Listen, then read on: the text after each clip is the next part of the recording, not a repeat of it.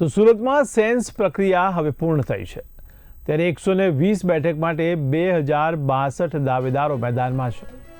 ત્યારે 30 વોર્ડમાં દાવેદારો નોંધાયા છે, જેમાં વોર્ડ 10માં સૌથી વધુ 137 દાવેદાર નોંધાયા છે. ત્યારે વોર્ડ નંબર 4માં સૌથી ઓછા 34 દાવેદાર નોંધાયા છે. ત્યારે સેન્સ પ્રક્રિયા બાદ શહેર અધ્યક્ષ સાથે ધારાસભ્યોની સંકલન બેઠક પણ યોજવામાં આવી હતી. ત્યારે 3 દિવસ ભાજપ કાર્યાલયમાં દાવેદારોનો મેળાવડો જોવા મળ્યો.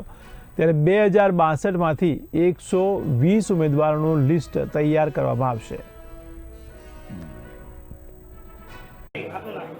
હું શૈલેષ જરીવાલા, ભારતીય જનતા પાર્ટી કોષાધ્યક્ષ સુરત શહેર.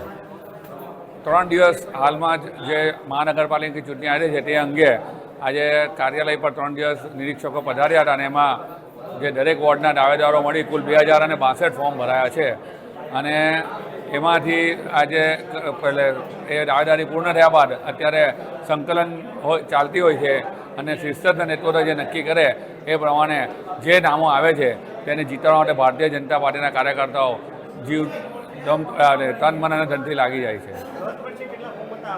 ગત વર્ષે 1900થી વધુ ફોર્મ ભરાયા હતા અને આ વખતે 2062 ફોર્મ છે.